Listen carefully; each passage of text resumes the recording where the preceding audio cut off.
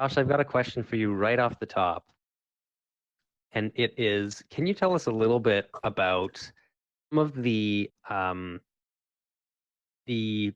trials and tribulations that you ran into with creating this awesome setup? And it's really great what you've put together for us, but I know it wasn't without a lot of experimentation. So maybe we could start there.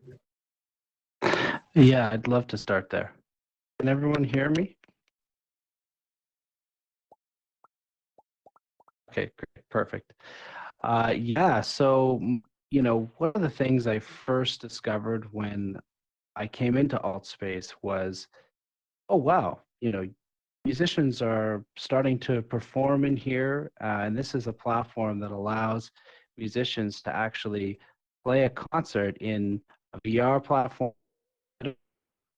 I got really excited about just the fact that that was even possible.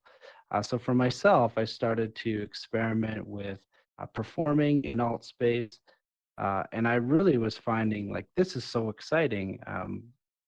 Seeing people in avatars, in headsets from around the world come to concerts, having the experience myself of actually performing for people in VR. And then I started to kind of realize, well, what's the future of performance look like in XR? I sort of had in the back of my mind a year and a half ago, it would be really, really amazing to have a real projection of, a performer in real life into VR, kind of like we had tonight, so that musicians would be able to take their traditional live stream setup and project themselves into virtual reality using mixed reality tools. And so that really set me on the course and on the journey to sort of figure out how that was possible.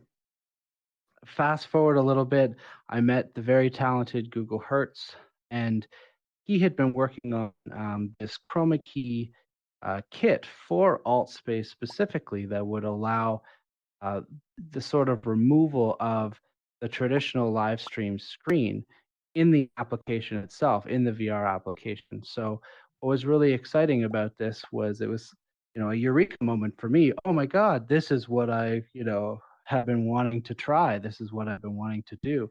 And so we started experimenting and collaborating a little bit here and there when we had the chance to sort of do some tests, and I discovered really early on that this platform is glitch prone. It's really tricky. And so there was sort of a lot of nuances in getting my in real life setup to be fine tuned and just right to be able to even do what we did tonight. Here we are, a year later. That's awesome. Thanks so much, Josh. And so everybody knows, I have enabled the raise your hand function. If you're not familiar with that, that is in the bottom right corner of your screen. So if you want to ask a question, raise hand, and then we'll find you, we'll give you, we'll basically select you, and it's going to amplify your voice so that everybody can hear your question. So I know that somebody has raised their hand, and I am putting you on air, Justine. Hey Josh, I just had a question. I was wondering what the inspiration was behind like Club Comet and like why you're performing this holographic concert on this really cool comet in outer space. Yeah, I started to imagine where's the place that I want to perform a concert? Where would be my, ultimate concert experience or even music festival experience? And I started to think outer space. Wouldn't it be amazing to perform music in outer space? We're talking about performing in, different universes here. So I decided to start experimenting with this idea of Club Comet, which is a nightclub that's on an asteroid, as you can see, hurtling through outer space.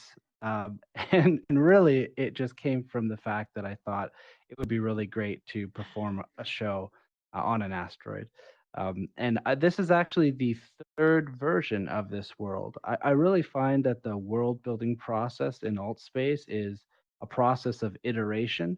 You kind of build your sort of first stab at your basic world.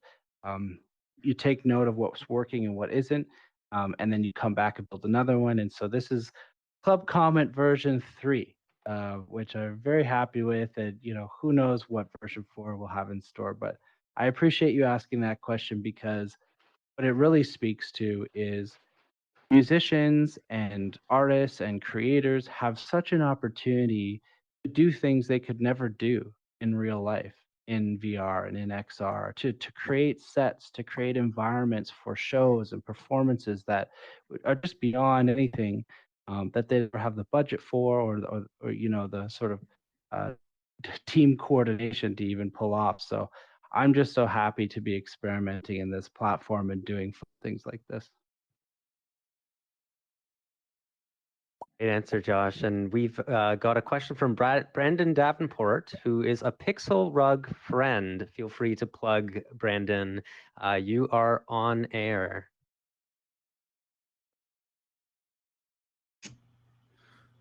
There we go. Can you guys hear me?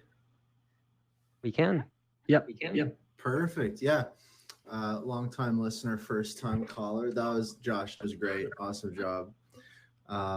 I was just curious, like for anybody interested in getting started with, music in VR and stuff like that, what would you say is something that you should keep in mind, or some good tips, or just maybe some lessons that you learned early on, just doing music, but then bringing that into the metaverse? I'm really curious.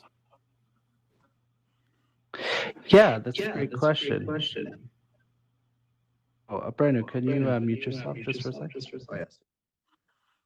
That's a really great question. I realized early on that it's, first of all, your live stream setup, just like you would live stream to Facebook, but to YouTube or Instagram, it kind of starts there. I mean, really, we're talking about filming ourselves on video cameras, and projecting those music performances into these metaverse platforms. So it's actually, kind of a more traditional approach. Before you even begin, take a look at the room that you're live streaming in, your camera quality. I use my phone because it's built for streaming. It seemed like the easiest thing to get me started. Um, and your equipment. Are you going to use an audio interface? Are you going to kind of apply some effects to your overall live stream performance? So for musicians looking to stream into these platforms, it really starts with kind of the basics of live streaming, just like they would on social media. And then from there, you could start to get into the nuances of each platform, whether you're live streaming into Decentraland or into Spatial or into AltSpace VR.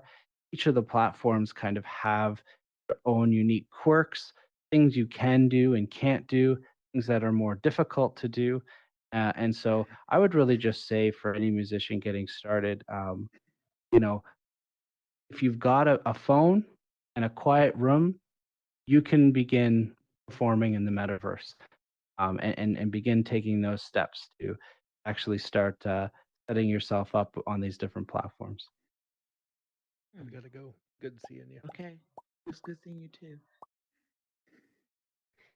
These are all great questions. I think we've got time for maybe a couple more if anybody is still curious about some of the work that Josh is doing here. I did have one thing I wanted to say while we're waiting for a question, that chroma keying, blue screen, green screen, this isn't anything new.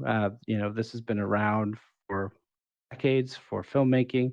And then, now for live streaming on YouTube and Twitch and different gaming platforms. So I think the real challenge is these platforms don't actually integrate these types of tools yet. We haven't fully gotten there where platforms are developing mixed reality tools yet. We're just not there. There isn't a demand for it yet.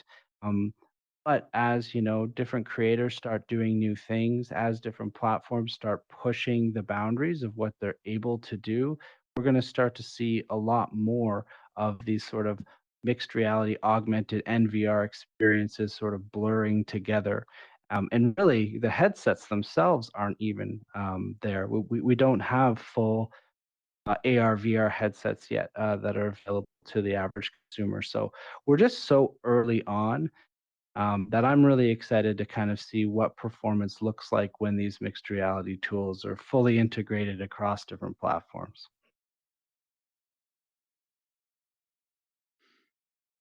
Josh, you're an awesome advocate for early exploration into these media and also just a fabulous artist. And we're really, really so lucky to have you once again at PXR 2022. Let's have a round of emojis, please, for Joshua Lucas and Ambiscapes.